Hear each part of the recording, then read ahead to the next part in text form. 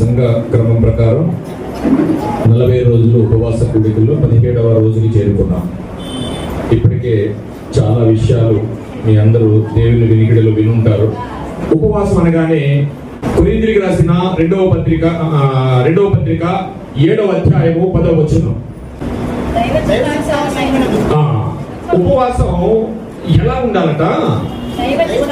దైవ చిత్తానుసారమైన దుఃఖము రక్షణార్థమైన మారు మనసును కలుగ చేయును.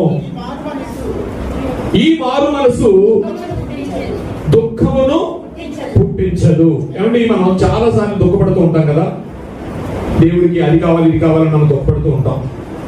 మనలో చెప్పినట్టు నన్ను అది అన్నాడు, చాలా కావాలని మనం దుఃఖపడతాం.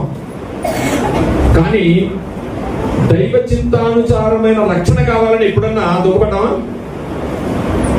ఉపవాసం ఉండి. ఉపవాసం ఎందుకుంటాం? మనకి కొన్ని భౌతికమైన ఉన్నాయి, అప్పు కానివ్వండి, పెళ్లి కానివ్వండి, ఉద్యోగం కానివ్వండి, ఇలాంటి ఏవి ఉండి చాలా దుఃఖపడిపోతుంటాం మనం. కానీ దైవ చిత్తానుసారమైన దుఃఖము రక్షణార్థమైన మారు మనసును కలుగు చేయును. ఈ మారు మనసుకి దుఃఖం ఉండదట. ఈ మారు మనసుకి దుఃఖం ఉండదట. అంటే దైవ చిత్తానుసారమైన రక్షణ మనకు వస్తే అసలు దుఃఖించాల్సిన అవసరమే ఉండదట. కానీ మనం మన భౌతిక కార్యాల గురించి దుఃఖించిన రోజు ఉండదు. అంటే ఫైనల్ గా నేనేం చెప్పేస్తున్నానంటే, భౌతికమైన దేని గురించి కూడా దేవుడు దుఃఖించొద్దు అని చెప్పాడండి. దేవునికి మహిమ కలుగును గాక. మళ్ళా చదువుదాం వాక్యాన్ని. దైవ చిత్తానుసారమైన దుఃఖము రక్షణార్థమైన మారు మనసును కలుగ చేయును.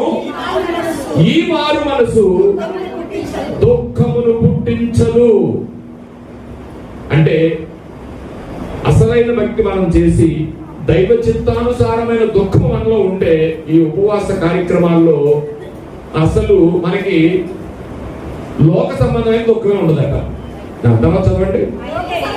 అయితే లోక సంబంధమైన దుఃఖము మరణమును కలుగ చేయును. మరణమును కలుగ చేయును. అంటే ఈ ఉపవాస కూడికల్లో మనం చేస్తున్న ఈ ఉపవాసం దేవునికి సహవాసం కలిగింది మాత్రమే అయి ఉండాలి తప్ప, అంటే ఈ ఉపవాస కార్యక్రమాల్లో మనం చేస్తున్న ఈ ఉపవాసము దైవ చిత్తానుసారమైన దుఃఖము కలిగి ఉండాలి తప్ప భౌతికమైన దుఃఖం కలిగి ఉండకూడదు. ఒకవేళ ఈ ఉపవాసం ఉండి ఆలయానికి కేవలం భౌతికమైన పరిస్థితుల గురించే మనం వచ్చుంటే ఏమంటున్నాడు రెండో మాటలో? అయితే లోక సంబంధమైన దుఃఖం గురించి పడకండి. లోక సంబంధమైన దుఃఖము మరణమును కలుగ చేయును. మరణమును కలుగ చేస్తా అంటే ఇప్పుడు చచ్చిపోతామని కదండి. మరణం, రెండో మరణం. మనం 40 రోజులు సాగిస్తూనే ఉన్నాం, కానీ ఇది దైవ చిత్తానుసారమైన దుఃఖంతో మనం వచ్చామా, లేక లోక సంబంధమైన కోరికల గురించి, లోక సంబంధమైన అక్కర్ల గురించి, అవసరాల గురించి వచ్చామనేది ఖచ్చితంగా క్రైస్తవులైన మనము నిర్ధారణ చేసుకోవాల్సిన అవసరం ఉంది. నా పాయింట్ అర్థమైంది అనుకుంటున్నాను. చాలా లోతుగా ఆలోచించండి. దైవ చిత్తానుసారమైన దుఃఖము రక్షణార్థమైన మారు మనసును కలుగు చేసిన భౌతికమైంది కాదండి. మనం కూడుకోవడానికి వచ్చేది భౌతికమైంది కాదు. భౌతికమైన ఎన్ని దేవుడు ఇస్తాడు, ఆ భౌతికమైన దేనికి కూడా మీరు దుఃఖించొద్దు. ఎప్పుడు రక్షణార్థమైన మారు మనసు గురించి దుఃఖించండి. దైవ చిత్తానుసారమైన దుఃఖం గురించి, కార్యక్రమాల గురించే మీరు దుఃఖించండి, కానీ లోక సంబంధమైన వాటి గురించి మీరు దుఃఖించొద్దు అని చెప్పాడండి. చదవబడిన వాక్యాన్ని బట్టి చిన్న ప్రార్థన చేసుకుందాం. పరిశుద్ధుడా, ప్రేమగల తండ్రి, మహోన్నతుడా, మీకు స్తోత్రాలు నాయన. గతించిన కాలం అంతటిలో మీ కృపలో భద్రపరిచారు, నడిపించారు నాయన. ఇది ఒక 17వ దినాన్న ఈ సంఘాన్నంతటినీ మళ్ళా నీ సన్నిధిలో నిలవబెట్టారు నాయన. ఏ బిడ్డలు ఎందు నిమిత్తమైతే మీ సన్నిధికి వస్తున్నారో సమస్తాన్ని మీరు ఇవ్వగలరు, వారికి అవసరమైంది అని మేము నమ్ముతున్నాం.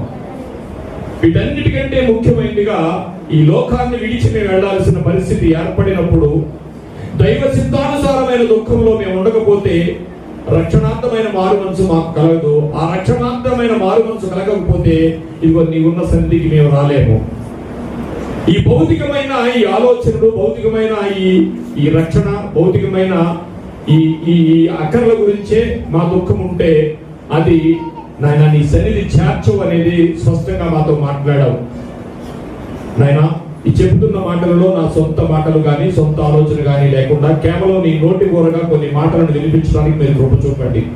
చెబుతున్న ప్రతి మాట నీ నోటి కూరగా ప్రతి బిడ్డను నాయన ఆధ్యాత్మికంగా మీరు స్పర్శ సంధించండి.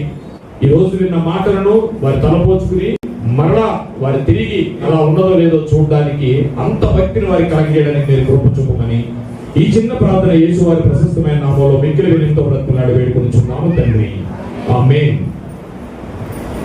ఈ దైవ చిత్తానుసారమైన దుఃఖము ఎవరన్నా ఎప్పుడైనా పడ్డారా అంటే ఇది చాలా భక్తుల్లో మనం చూస్తాం. ఉపవాసం గురించి మీరు ఎన్నో వినుంటారు.